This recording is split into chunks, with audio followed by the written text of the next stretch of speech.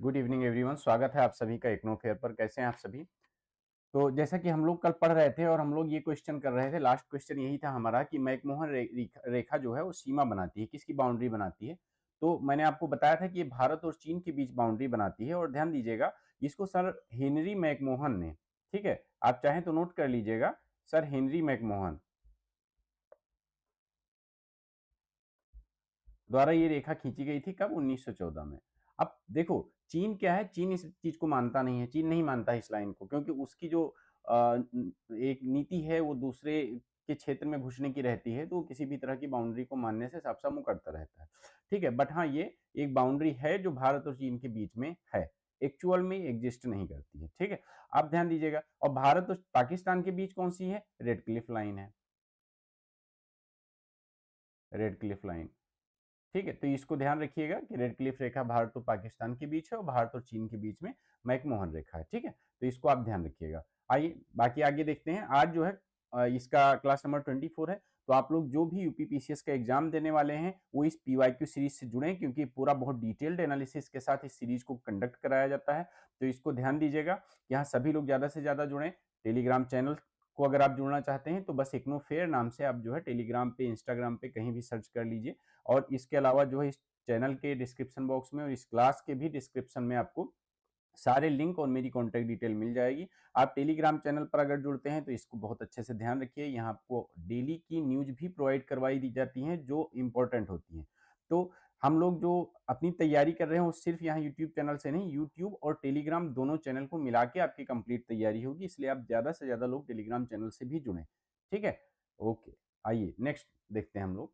देखिए, इसमें सवाल है आपका, 2018 में यूपीपीसीएस ने पूछा था कि which of the following cities in Uttar Pradesh has not been selected for development under the smart city development program of the central government। ठीक है, तो ध्यान दीजिएगा। हाँ चलिए, जितने लोग भी जुड़ चुके हैं सबको जो है गुड इवनिंग और सबको बहुत ढेर सारा आशीर्वाद। आप सभी जुड़े रहिए और क्लास को शेयर भी करिए। ठीक है, क्लास को लाइक भी कर दीजिए। प्रत्येक प्रदेश के निम्नलिखित नगरों में से किसी स्मार्ट सिटी विकास कार्यक्रम के अंतर्गत सरकार द्वारा नहीं चुना गया है। तो ध्यान दीजिएगा, यहाँ सिर्फ उत्तर प्रदेश की बात हुई है। स्मार्ट सिटी मिशन आपका कब आया है? कोई बताएगा? एनीवन कमेंट में बताइए, स्मार्ट सिटी मिशन कब आया? ठीक है, स्मार्ट सिटी मिशन कब आया बताइए। और इसमें एक बात ध्यान दीजिएगा, टोटल 100 शहरों को चुना गया था कि स्मार्ट सिटी के रूप में डेवलप करने के लिए। ठीक है, 100 सिटीज, जिसमें से अगर हम उत्तर प्रदेश की बात करते हैं तो उत्तर प्रदेश में 13 शहर चुने गए थे। अब इसमें देखो, इस तरह के भी सवाल पूछ लेता है। कल भी मैंने जो एक क्वेश्चन बताया था उसमें भी आपको बताया था कि याद रखिएगा, जैसे उसने पूछा था कि यहाँ जो है मैक्सिको के राष्ट्रपति के बारे में पूछ लिया था।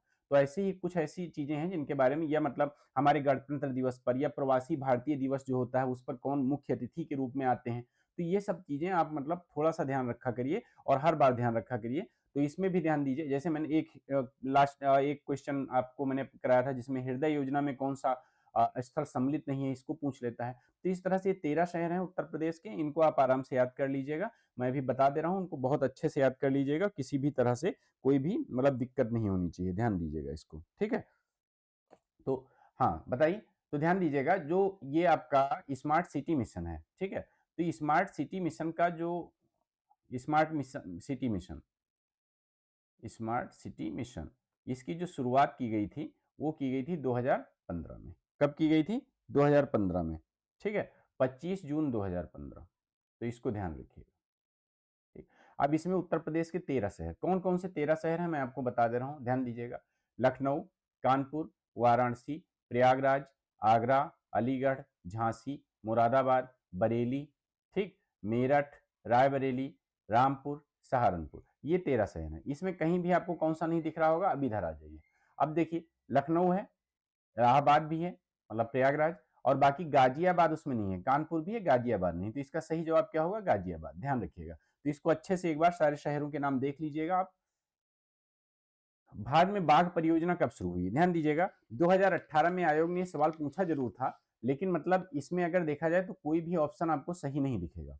ठीक है, अगर आप नियरेस्ट ऑप्शन देना चाहेंगे, क्योंकि ऐसे जब सवाल बनते हैं तो उसमें क्या होता है भाई, स्टूडेंट के सामने या जो एस्पिरेंट्स है उसके सामने कोई और ऑप्शन ना होती है, उसको मजबूरी में नियरेस्ट लगाना पड़ता है। तो इसमें अगर हम नियरेस्ट देखेंगे तो 1972 बी इसका जवाब होगा। लेकिन सही क्या है कि जो आपका प्रोजेक्ट टाइगर आया है, वो प्रोजेक्ट टाइगर कब आया है, बताइए कमेंट में बताइए। प्रोजेक्ट टाइगर कब आया है? प्रोजेक्ट टाइगर आपका 1973 में आया है, ठीक है, 1973 में।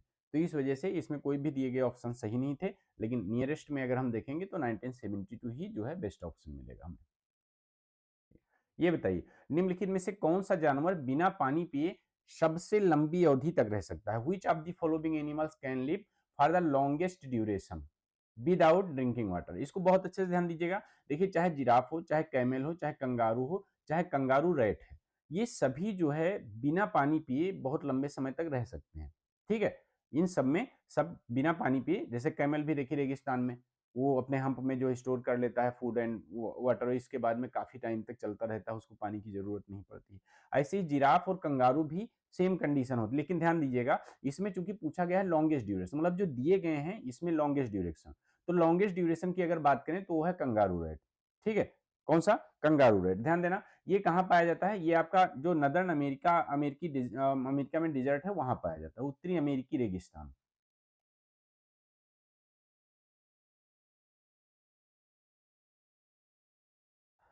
अब ध्यान दीजिए, अब सवाल ये उठता है कि ये जो कंगारू रैट है बिना पानी पिए कितने टाइम तक रह सकता है?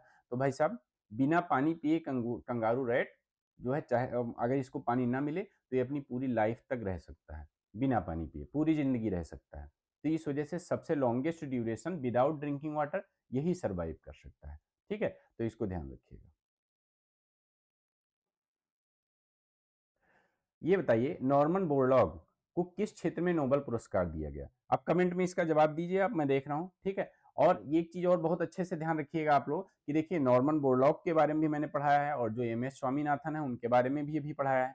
अब इसमें बहुत सारे लोग जो है क्या होंगे, जो है कंफ्यूज होंगे, कहेंगे तो इन्होंने क्या किया था, इन्होंने मैक्सिमम, नॉर्मन बोरलॉग कौन, मैक्सिकन, इन्होंने गेहूं बोना प्रजाति जो थी उसको डेवलप किया था और ग्रीन रेवोल्यूशन का इनको जनक माना जाता है, ठीक है। इनको ग्रीन, इंडिया में नहीं, मतलब इनको ग्रीन रेवोल्यूशन का जनक माना जाता है। और इसके बाद में ध्यान दीजिएगा, यहाँ भारत की अगर बात करूं तो एम एस स्वामीनाथन, जिनकी अभी 2023 में ही डेथ हुई है, तो इन्होंने जो है उस मैक्सिकन गेहूं जो इनका बनाया हुआ था और पंजाब के गेहूं को मिक्स करके एक प्रजाति तैयार की थी, हाई हाई यील्डिंग जो है सीड तैयार किए थे, जिससे क्या हुआ था, यहाँ पे भारत में जो है ग्रीन रेवोल्यूशन शुरू किया गया था।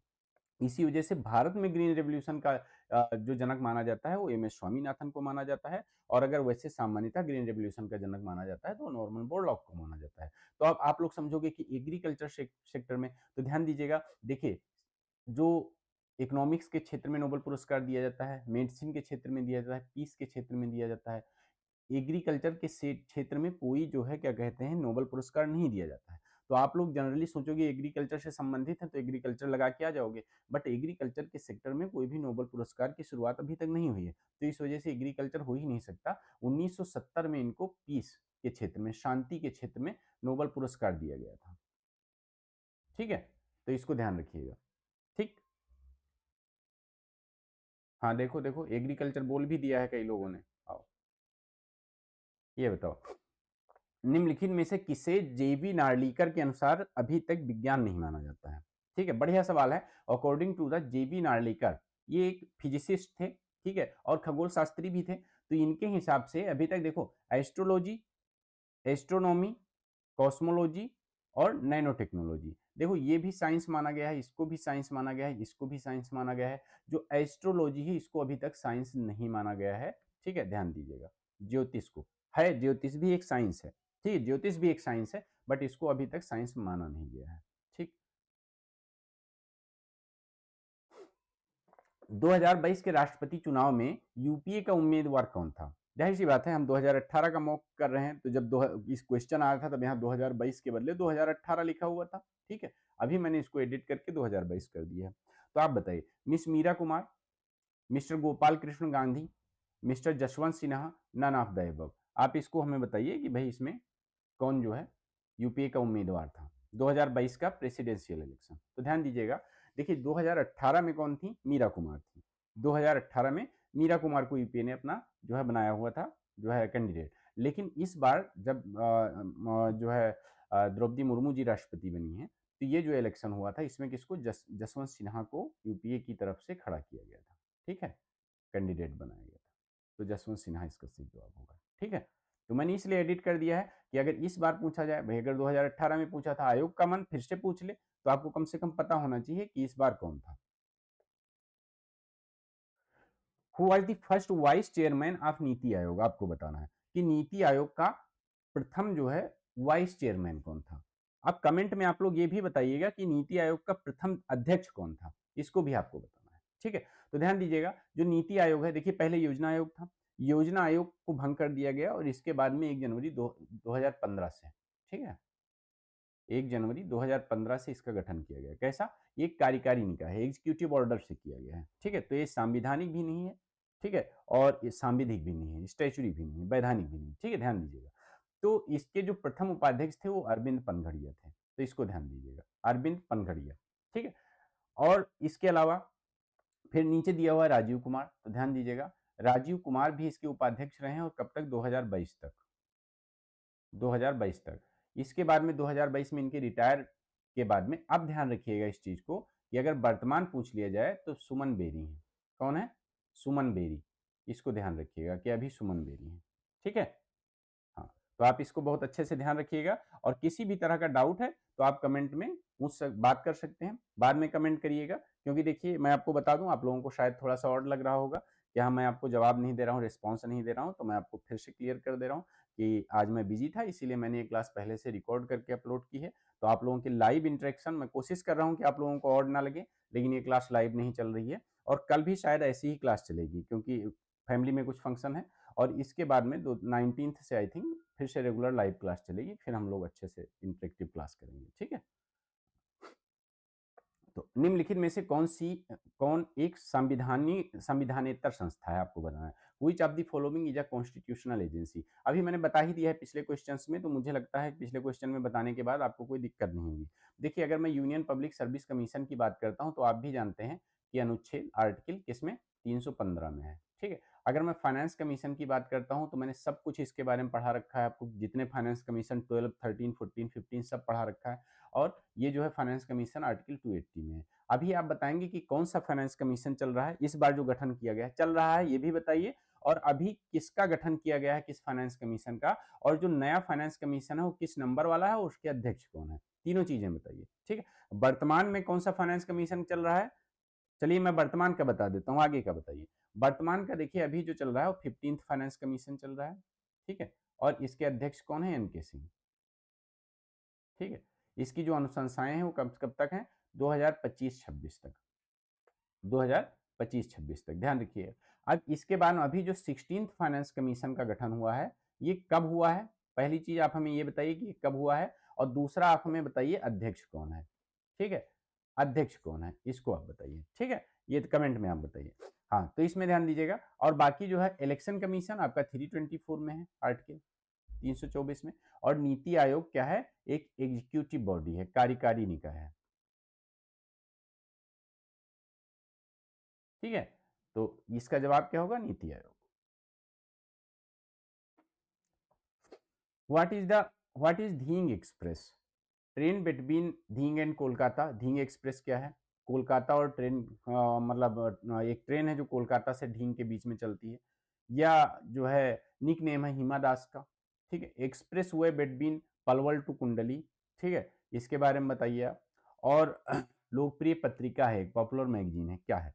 तो आपको मैं बताऊं, 2018 में जो एशियन गेम्स हुए थे, 2018 के एशियन गेम्स में, ठीक है, तो बहुत तेज, लगभग 400 मीटर की दौड़ में जो है पहली महिला थी ये जो मतलब गोल्ड लाई थी। हम ये नहीं कह रहे भारत की, मतलब पहली महिला, मतलब 400 मीटर की रेस में एशियन गेम्स में मेडल लाने वाली हिमा दास पहली महिला थी, और इसी वजह से इनको जो है ढींग एक्सप्रेस के नाम से जाना जाता है, हिमा दास को। ठीक है, ढींग एक्सप्रेस के नाम से, तो इसको ध्यान रखिएगा। मैरी कॉम हैज रिसेंटली, देखिए यहाँ सितंबर 2018 दिया गया है, आपको इसके हिसाब से जवाब दे सकते हैं आप, और ना भी दें तो कोई दिक्कत नहीं है, आप वर्तमान के हिसाब से जवाब देने की कोशिश करिए। Has been made brand ambassador of which of the following. तो मैं आपको बताना चाहूंगा कि देखिए जब 2018 की बात है तो इनको बीएसएनएल का 2018 में बनाया गया था। अब वहां पे इनको सिर्फ 3 साल के लिए बनाया गया था, तो वो टर्म हो गया खत्म, कोई मतलब नहीं है। ठीक है, अभी नहीं कहा जा सकता। लेकिन अभी अगर वर्तमान की बात करूं मैं, तो मैरी कॉम को, ठीक है, दो चीजों की, एक तो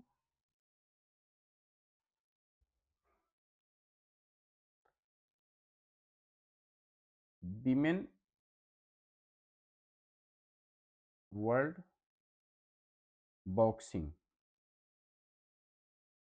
चैंपियनशिप, इसका जो है क्या कहते हैं, एम्बेसडर बना, ठीक है, इसकी एम्बेसडर है। और इसके अलावा अगर मैं बात करूं तो ट्राइफेड की, ठीक है, ट्राइफेड, ट्राइफेड की एम्बेसडर है, ठीक है। तो आप समझ लीजिए, आया था तो मुझे जो लगा मैंने एक्सप्लेन कर दिया है आपको। और 2018 के हिसाब से बात करें तो बीएसएनएल का था। ये बताइए, supersonic cruise missile BrahMos is joint venture of which of the following. जो ब्रह्मोस सुपर मिसाइल, अच्छा ये इसके साथ आप लोग ये बताइएगा कि जो ब्रह्मोस सुपर मिसाइल है, तो उत्तर प्रदेश में इसका निर्माण केंद्र कहाँ बना, इसकी मैन्युफैक्चरिंग यूनिट कोई बनाई जा रही है उत्तर प्रदेश में, तो उत्तर प्रदेश में इसकी मैन्युफैक्चरिंग यूनिट कहाँ बनाई जा रही है, कहाँ पे इसकी मैन्युफैक्चरिंग की जाएगी, लखनऊ के आसपास का ही कोई क्षेत्र है शायद, आप बताइए, ठीक है। सुपरसोनिक क्रूज मिसाइल जो है ये किसके बारे में ध्यान दीजिएगा, ये भारत और किसका, रूस का, भारत और रूस का, ठीक है, संयुक्त उपक्रम है, तो ध्यान रखिएगा इसको। आइए, ये बताइए, विश्व प्रसिद्ध भगवान वेंकटेश्वर तिरुपति का मंदिर निम्नलिखित पहाड़ियों में से किसमें स्थित है, बहुत ध्यान से पढ़िए और बताइए, शिवराय पहाड़ी, बिलीगिरिंगा पहाड़ी, जवादी या मल्ला, आपको जवाब देना है इसके बारे में।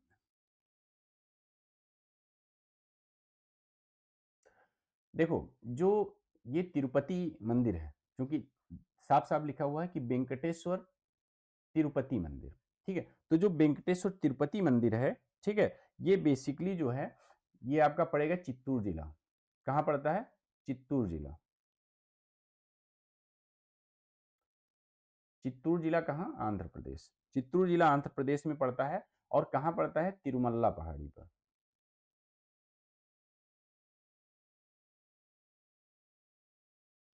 ठीक है। तो ध्यान दीजिएगा, अगर हम बात कर रहे हैं कि भगवान वेंकटेश्वर जो तिरुपति, ब्रैकेट में इन्होंने तिरुपति भी लिख दिया है, अदरवाइज हो सकता है एक बार जो है दूसरा ऑप्शन हो सकता था, इस वजह से ये मंदिर कहाँ पे है, ये तिरुमल्ला पहाड़ी पर है, और कहाँ पे, चित्तूर जिला आंध्र प्रदेश में। तो इसमें दिए गए कोई ऑप्शन सही नहीं है किसी भी तरह से, क्योंकि अगर मैं बात करता हूँ आपका सेवराय की, तो ये सलेम जिला तमिलनाडु में है, ये भी आपका तमिलनाडु में है, ठीक है, और ये भी आपकी तमिलनाडु में पड़ती है पहाड़ी, ठीक है। और जो जवादी आपकी है, जवादी भी आपकी तमिलनाडु में है, नहीं सॉरी, ये आपका ये कर्नाटक में है, ठीक है, ये आपकी कर्नाटक में पड़ती है, ठीक है, और जवादी भी आपकी तमिलनाडु में पड़ती है, तो ये भी तमिलनाडु में है, ये भी तमिलनाडु में है, और ये आपका कर्नाटक में है। लेकिन इसमें से कोई भी तिरुमल्ला पहाड़ी नहीं दी गई है जिसपे जो है भगवान वेंकटेश्वर का तिरुपति का मंदिर स्थित है, ठीक है।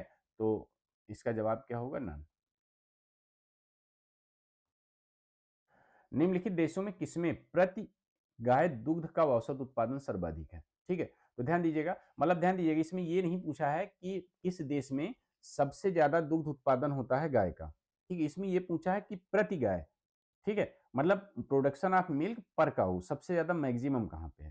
तो ध्यान दीजिएगा, ये इसका जवाब क्या होगा, डेनमार्क, ठीक है, तब भी डेनमार्क था और आज भी डेनमार्क है, ठीक है। तो इस वजह से इसका जवाब डेनमार्क है, ध्यान रखिएगा। लगभग में मान के चलिए कि 10,000 किलोग्राम, ठीक है, 10,000 किलोग्राम का जो है इनका रेशियो जाता है प्रति गाय।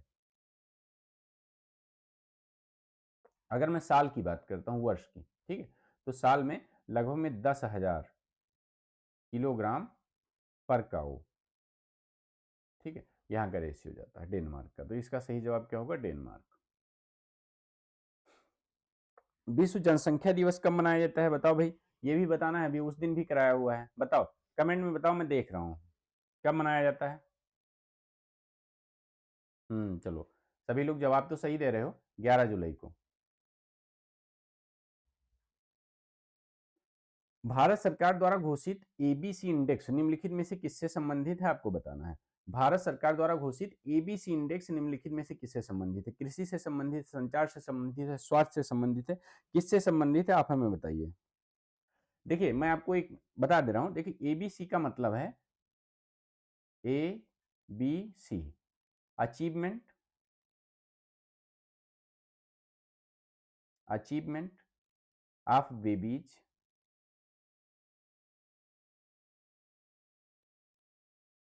And children.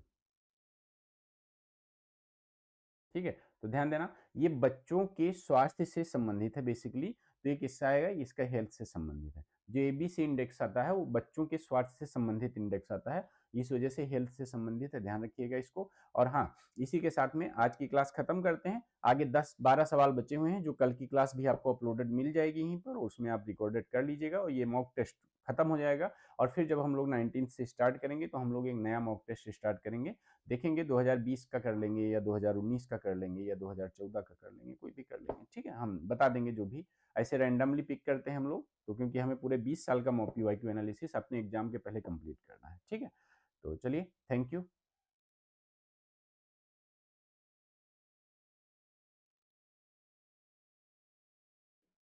Good night.